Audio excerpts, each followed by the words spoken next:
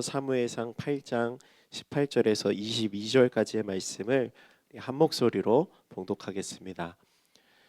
그날에 너희는 너희가 택한 왕으로 말미암아 부르짖되 그날에 여호와께서 너희에게 응답하지 아니하시리라 하니 백성이 사무엘의 말 듣기를 거절하여 이르되 아니로소이다. 우리도 우리 왕이 있어야 하리니 우리도 다른 나라들 같이 되어 우리의 왕이 우리를 다스리며 나가서 우리의 싸움을 싸워야 할 것이니이다 하는지라.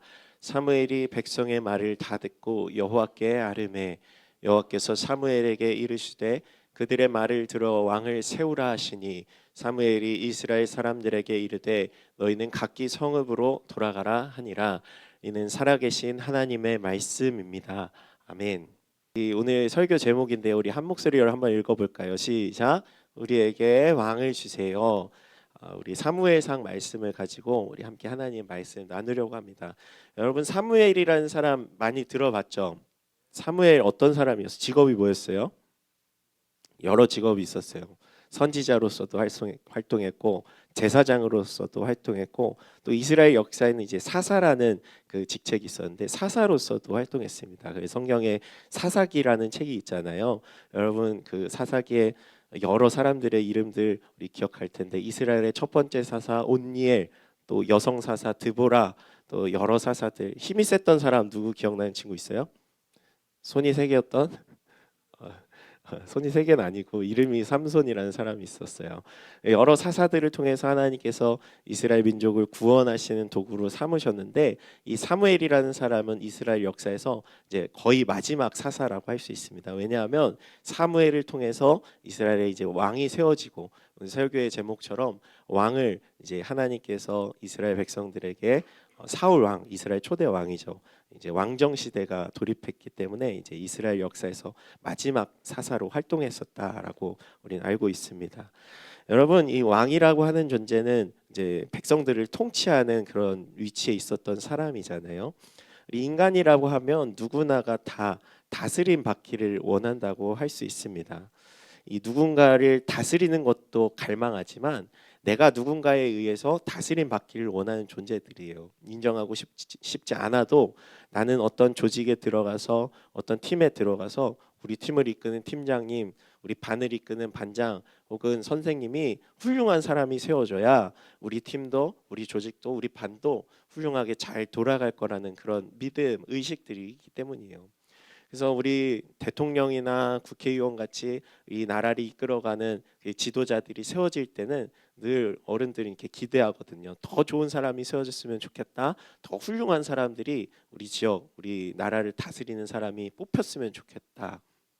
그래서 또 욕하는 사람들도 뭐 나빠서 그런 것이 아니라 내가 더 훌륭하고 뛰어나다고 생각하는 분이 뽑혔으면 좋겠는데 그렇지 않아서 아쉬운 마음 때문에 서로 이렇게 비난하고 비판하고 그러기도 해요. 누구나가 다 이처럼 우리를 잘 이끌어 줄 수 있는 그런 지도자, 통치자가 세워지길 원한다라는 것입니다. 또 교회에서도 우리 각 반이 있고 반 선생님들이 계시고 또 우리 교회 전사님이 계시고 우리 춘천중앙교회 담임 목사님이 계시고 우리 영적으로 이끌어가는 분들이 좋은 분들이 세워져야 우리 믿음도 잘 성장할 수 있는 거거든요.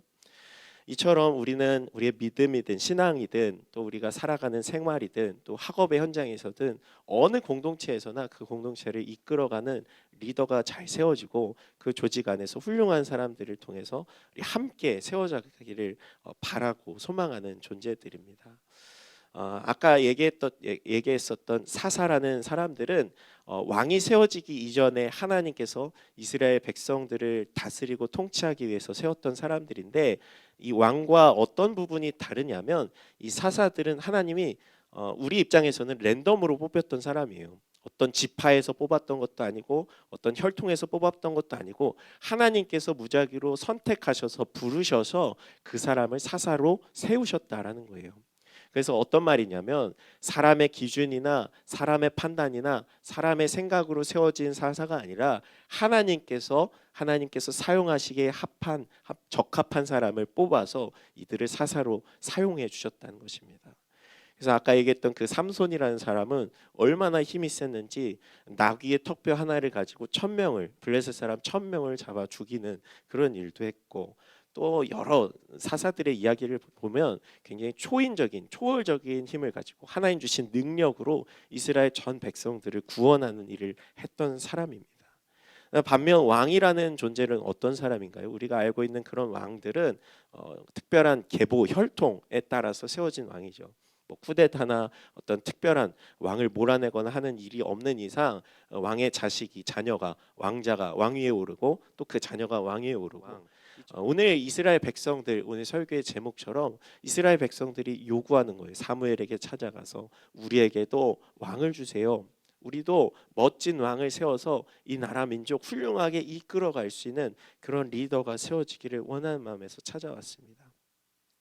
그런데 이 왕을 세워달라고 하는 이 요청 자체를 보면 이게 뭐가 잘못됐을까, 뭐 특별할 것 없어 보이는데, 사실 이스라엘 백성들이 왕을 요구하는 이 태도에 대해서 하나님 입장에서는 그렇게 올바르지 않은 목적에서 왕을 요구한 사건이었어요. 이스라엘 백성들이 처음에 사무엘에게 왕을 요구한 이유는 8장 1절에서 3절 이후에 기록되는데, 사무엘이 나이가 많아서 늙었습니다. 그리고 그 사무엘의 두 아들이 있었는데 첫 번째 이름은 요엘, 두 번째 이름은 아비야라고 하는 사람이었어요. 근데 이 두 사람이, 사무엘은 정말로 훌륭하게 하나님의 일들을 신실하게 감당하고 이스라엘 백성들을 이끌어왔는가 반면에 이 두 아들은 어떤 행위를 했냐? 3절에 보면 그 아들들이 자기 아버지의 행위를 따르지 않고 사무엘의 행위를 따르지 않고 이익을 따라서 뇌물을 받기도 하고, 또 판결을 할 때 자신의 마음대로 판단을 하며 판결을 했다라는 거예요. 그러니까 이 모습을 보면서 이스라엘 백성들은 사무엘, 당신은 정말로 훌륭하게 우리들을 이끌었고 하나님 뜻대로 인도했지만 당신의 두 아들을 보니 정말 형편이 없어서 우리의 리더로, 우리의 사사로 세우기에 적합하지가 않습니다. 그러니까 우리에게도 저 다른 나라들처럼 왕을 세워서 우리 멋진 나라를 한번 만들어 볼게요. 이렇게 얘기하는 거예요. 5절에 보면 그에게 이를 때 보소서, 당신은 늙고 당신의 아들들은 당신의 행위를 따르지 아니하니 모든 나라와 같이 우리에게 왕을 세워 우리를 다스리게 하소서, 이렇게 요청하는 장면입니다. 그런데 이 내용만 봤을 때 뭐가 잘못됐을까 우리는 판단할 수가 없어요.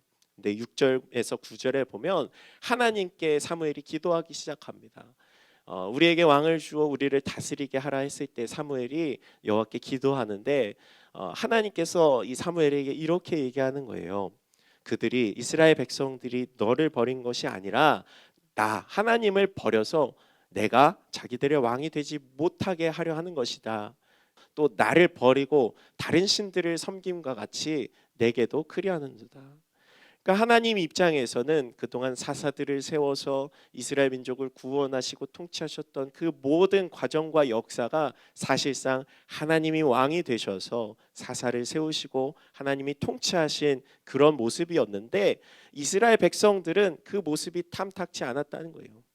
우리 하나님께서 하나님 마음대로 우리들을 이끌어가고 우리를 구원하시고 하셨지만 그 모습이 별로 멋있어 보이지 않는 거예요. 우리도 저 이방 나라들처럼 멋진 왕을 세워서 멋진 군대도 만들고 의리의리한 궁궐도 만들고 해서 자랑할 만한 나라, 화려한 나라를 만들고 싶어 했다라는 거죠. 그래서 하나님의 입장에서 이제는 사사 시대가 아니라 이들이 요청하는 대로 왕의 시대로, 왕정 체제로 이끌어가게 되는데요. 우리 이스라엘 주변 국가들이 어떤 나라들이 있었냐면, 우리 알고 있는 이집트라는 나라도 있었어요. 우리 출애굽기를 통해서 봤잖아요. 파라오를 통해서 이 이집트가 굳건하게 세워지고, 이스라엘 백성들은 이집트의 모습을 너무나 잘 알고 있었어요. 이들이 얼마나 위대한 문명을 만들고 얼마나 대단한 국가를 만들었는지. 근데 자신들 출애굽해서 나왔지만 이들의 모습과 비교해 보면 별로 형편없어 보이거든요. 대단해 보이지도 않거든요. 우리는 하나님을 섬긴다고 하지만 겉으로 봤을 때는 초라해 보이거든요. 그래서 하나님 앞에 이 왕, 우리들도 왕을 세워달라고 요청하고 요구하고 있는 것입니다. 그런데요, 우리가 하나님 입장에서 거꾸로 생각해 보면 하나님 앞에 우리 왕을 세워주세요. 우리도 멋진 나라를 한번 세워보게 해주세요라고 요구하는 장면은 하나님의 권위에 대한 큰 도전이었다는 것입니다.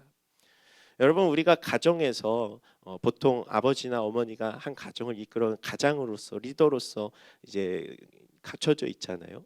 근데 거꾸로 생각해 보면 하나님 앞에 찾아가서 다른 왕을 세워달라고 요구하는 이 장면은 마치 우리가 아버지에게 찾아가서 아버지, 아빠는 이 가정을 우리 가정을 잘 못 이끌어 가시는 것 같아요. 우리 다른 아빠를 좀 세워주세요. 이렇게 얘기하는 꼴이었다라는 거예요. 이해가 확 가시죠? 여러분, 하나님 앞에서 왕을 세워달라고 요구하는 장면은 하나님, 우리는 더 이상 당신을 왕으로 섬기지 않겠습니다 라고 얘기하는 것과 같은 얘기였다라는 것입니다. 사무엘상 8장 20절에 보면 비교의식 때문에 이 왕을 요구하는 거거든요. 함께 읽어봅시다. 시작. 우리도 다른 나라들 같이 되어 우리의 왕이 우리를 다스리며 우리 앞에 나가서 우리의 싸움을 싸워야 할 것이라 하는지라. 애굽에 수많은 군대들이 갖춰지고 여러 조직들이 체계가 잘 잡힌 그런 국가, 왕이 다스리는 그런 멋진 국가, 비교 의식에서 시작된 거예요. 그런데 여러분, 우리들의 삶도 마찬가지예요. 우리가 하나님을 따르고 하나님을 섬기는 하나님의 백성들로 부르심 받았는데, 사실 우리가 학교를 가거나 세상 밖에 나가면 별반 특별하거나 대단할 것 없는 모습이거든요. 그래서 우리들도 하나님 앞에 따지고 묻기도 해요. 하나님, 저도 저 사람들처럼 잘 나가고 저 사람들처럼 멋진 그런 삶을 살아보고 싶은데, 저 강남이나 서울의 한복판에 가보면 스포츠카 멋지게 끌고 다니는 사람들 바라보면서 우리 중고등학생들도 가끔 그런 사람들이 있어요. 자기 꿈이 멋진 차 타고 다니면서 자랑하고 다니는 삶을 꿈꾸는 분들이 있어요. 그런데 하나님의 사람으로 살아간다는 것은 어떤 세상적인 욕망을 실현하고 세상적으로 대단하게 자랑할 것 없는 그런 삶이거든요. 오히려 성경의 가르침은 나의 것을 더 남에게 나눠주고 베풀고, 혹은 가난하거나 핍박을 받거나 궁핍함에 처할지라도 감사하고 자족할 줄 아는 그런 삶을 얘기하는 것은 이런 어떤 왕을 세워서 멋진 나라를 우리가 꾸려가고 만들어가는 것과는 상반된, 결코 화려하지 않은 그런 삶이라는 거예요. 여러분, 우리들이 섬기고 있는, 우리들이 추구하는 우리들의 왕은 누구인가 한 번쯤 생각해 봤으면 좋겠습니다. 우리 세상 살아가다 보면 우리는 때로 하나님 아닌 다른 것을 내 삶의 주인으로 왕으로 섬기고 살려 할 때가 참 많이 있어요. 나도 남들처럼 정말로 대단한 어떤 지위나 위치에 오를 수 있도록 내가 공부를 잘해서 혹은 수많은 어떤 재물을 쌓아서 남들 앞에서 떵떵거리는 그런 삶이 나의 삶을 행복하게 할 것이라고 생각하지만 사실은 그렇지가 않거든요. 나도 돈 많은 부모님 만나서, 나도 어떤 재벌집 자녀가 되어서 저기 강남 같은 데 가서 좋은 교육도 받고 하면 행복하지 않을까. 또 이런 사람도 있어요. 내가 돈을 섬기면서 돈을 왕으로 삼는 사람들은 내가 수억만큼의 물질을 가지고 많은 사람들에게 이렇게 뿌리고 또 이렇게 소비하고 하는 삶이 행복을 줄 것 같다고 생각을 해요. 그래서 열심히 로또하는 사람들, 근데 실제로 로또에 당첨된 사람들 어떻습니까? 물어보면 행복하냐고 설문해 보면 거의 대부분이 행복하지 않다고 답변을 해요. 왜 그러냐면 많은 재물을 이제 로또를 통해서 당첨금을 수령을 했어도 그 재물을 나누고 뺏기고 또 뺏기지 않기 위해서 그걸 지키려고 가족 관계를 정리하고 또 잠수를 타고 이런 일들이 비일비재하게 실제 벌어지고 있거든요. 우리가 하나님 앞에 찾아가서 왕을 요청하는 것, 하나님, 더 이상 저희는 하나님을 왕으로 우리 아버지로 섬기지 않고 싶습니다. 우리도 세상의 멋진 저 모습으로 살아가고 싶어요 하는 모습이에요. 여러분, 이런 모습은 마치 탕자가 자기 아버지를 등지고 집을 나가버리는 그런 태도와도 참 유사한데요. 여러분, 탕자의 비유 많이 들어보셨죠? 아버지, 저에게 유산을 좀 땡겨서 미리 주세요. 저 나가서 아버지를 떠나서 한번 살아보겠습니다. 이렇게 얘기를 해요. 근데 이 이야기 속에 담겨진 어떤 은연중의 이야기는 무엇이냐면, 이 탕자는 아버지를 내 가정의 가장으로서 인정하지 않았다는 거예요. 내가 아버지 유산을 달라는 소리는 뭐예요? 여러분, 유산은 언제 받는 거예요? 아버지가 돌아가셨을 때 받는 거예요. 유산을 달라는 소리는 무슨 말이냐면, 아버지, 저는 아버지를 죽은 사람 취급하겠습니다라고 생각하는 거거든요. 나는 아버지가 없어도 내가 내 가정의 주인이 되어서 내가 왕이 되어서 이 가정을 이끌어가는 것이 더 잘할 수 있겠다라는 생각이 있던 거죠. 아버지를 아버지로 인정하지 않는 것, 우리 하나님을 하나님의 자리에 두지 않고 하나님을 왕으로서 인정하지 않는 것, 그것은 지금 내가 원하는 대로 살아보겠다, 내 마음대로 살아보겠다 하는 그 마음과 같은 원리입니다. 이스라엘 백성들 왕을 요구할 때 하나님께서는 그 요청을 들어주셨을까요? 예, 들어주셨어요. 그래, 너네 원하는 대로 한번 해봐라. 결국 사울이라는 사람이 왕으로 세워지게 되었고, 이 사울의 그 마지막은 좋지 않았지만 결국 이스라엘 역사 속에서 수많은 왕들이 세워지고 또 문제를 일으키고 그 역사가 계속 반복됨을 통해서 하나님은 끝없이 기다리셨어요. 내가 이스라엘 백성들의 왕이 되기를, 하나님을 섬기는 하나님의 백성들이 온전히 세워지기를 끝없이 하나님은 기다리셨습니다. 우리들도 하나님 아닌 다른 것들, 다른 왕을 우리 인생의 왕으로 달라고 요구할 때가 참 많이 있어요. 많은 재물, 나의 욕심, 나의 욕망, 내 삶에 어떤 놀라운 일이 벌어지게 된다면 나는 정말로 특별한 삶을 살아갈 수 있을 것처럼 생각하고 그것을 하나님 앞에 기도하고 요구하기도 합니다. 그러나 우리가 구하고 우리가 하나님 앞에 요청해야 할 것은 무엇이냐면, 내 삶에 하나님만이 나의 왕이십니다, 하나님만이 나의 주인이 되십니다 라고 고백하는 거예요. 내 삶의 어떤 물질도, 나의 명예도, 나의 영광도 사실 우리의 삶을 자유롭게 할 수 없습니다. 사람들은 착각하는 거예요. 많은 돈이 혹은 나의 학벌이 혹은 나의 자랑할 만한 그 무언가가 내 삶을 행복하고 내 삶을 자유롭게 할 수 있을 거라고 착각하며 살지만 성경에서는 그렇게 얘기하지 않습니다.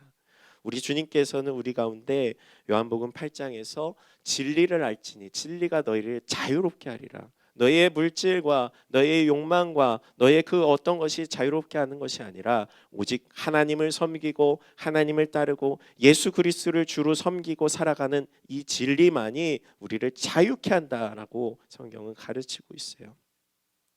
우리가 주님을 따르는 삶을 산다는 것은 때로는 바보 같아 보여요. 세상의 기준과 반대될 때도 있어요.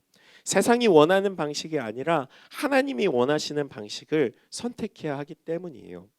또 내가 손해 보는 것 같기도 하고 남들과 비교해서 잘날 것 없는, 오히려 더 못나 보이는 그런 선택이지만 우리는 하나님을 왕으로 섬기고 따르고 있다면 과감히 그 선택을 할 수 있는 사람들이 되어야 한다는 거예요. 그것이 바로 우리가 진리를 따르는 삶, 우리를 진정 자유케 하는 삶이라는 것을 기억했으면 좋겠습니다.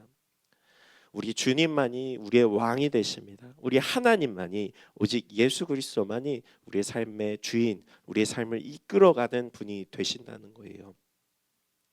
여러분, 미국은 이제 청교도들, 하나님을 믿는 사람들이 세운 나라라는 것을 여러분 알고 있을 거예요. 미국에 처음 개척을 하면서 그 사람들이 우리 믿음으로 우리 하나님을 믿는 그 믿음을 지키기 위해서 우리 함께 멋진 우리 하나님의 나라를 세워봅시다 해서 이제 세워간 것이 이제 미국인데, 미국은 지금까지도 이제 대통령 취임식을 하게 되면 한 손은 성경에, 왼손은 성경에 얹고 오른손을 이렇게 손을 들면서 선서를 합니다. 하나님 앞에 서원을 하는 거죠. 하나님께서 보시기에 내가 올바른 통치를 하겠습니다. 근데 이 행위 속에는 은연중에 어떤 의미가 있냐면, 모든 것을 통치하는 내 대통령, 왕과 같은 권력을 가진 대통령이지만 하나님이 더 위에 있다는 것을 인정하는 거예요. 무슨 말이냐면, 이 나라, 이 민족, 사람이 운행하고 사람이 통치하고 있지만 하나님께서 그 위에 왕으로 계십니다라는 것을 은연중에 가르치고 있는 거예요. 우리나라도 그래서 초대 대통령 이승만 대통령이 이 나라를 건국하며 처음 초대 대통령을 추대될 때 이렇게 이야기합니다. 여러 번 죽었던 이 몸이 하나님의 은혜와 동포의 애호로 지금까지도 살아오다가 오늘의 이와 같이 영광스러운 추대를 받은 나로서는 감격한 마음과 또 책임을 지고 두려운 생각을 금하기 어렵습니다. 또 대통령 선서하는 이 자리에서 하나님과 동포 앞에서 나의 직무를 다하기로 일찍 더 결심하며 맹세합니다.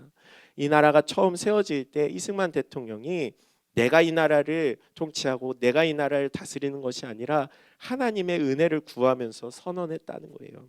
하나님께서 이 나라를 잘 지켜주시기를, 하나님 앞에서 내가 이 나라를 잘 이끌어가기를. 우리 친구들, 우리들의 삶 가운데도 이런 믿음의 고백이 있었으면 좋겠습니다. 내 삶의 주인이 내가 아니라, 혹은 다른 그 어떤 거가 아니라, 나의 욕심과 욕망, 나의 자랑이 아니라 하나님이 내 삶의 왕이 되어 주시고 주인이 되어 주시는 삶을 여러분들이 구했으면 좋겠어요. 그럴 때 하나님께서 내 삶을 인도해 주시고 주님의 뜻 안에서 선한 길로 우리의 삶을 이끌어 주시리라는 그 믿음, 그 믿음을 가지고 살아갈 때 우리는 하나님 기뻐하시는 삶을 선택할 수 있다라는 것입니다. 우리 함께 봅시다. 하나님만이 우리의 왕이 되십니다. 예수 그리스도만이 우리의 진정한 왕이 되십니다. 이런 고백이 날마다 우리 삶 가운데 나타났으면 좋겠어요. 하나님이 희미해져 갈 때 다시금 하나님이 내 삶의 주인이시지, 내가 내 마음대로 내 정욕대로 욕심대로 살아가려 할 때도 하나님께서 내 삶을 주장하시는 분이시지, 힘들고 어려울 때 내 삶의 문제들이 잘 해결되고 풀리지 않을 때도 하나님 바라보면서 하나님께서 내 삶을 주관하시니까 이 문제도 해결해 주실 거야 하는 믿음이 생겨날 것입니다. 오늘 우리 주님만이 우리의 왕이십니다. 우리 왕을 요구했던 이스라엘 백성들 그 모습이 아니라 하나님을 선택하고 과감히 주님의 길을 걸어가는 여러분들의 믿음이 되기를 우리 주님의 이름으로 축복합니다.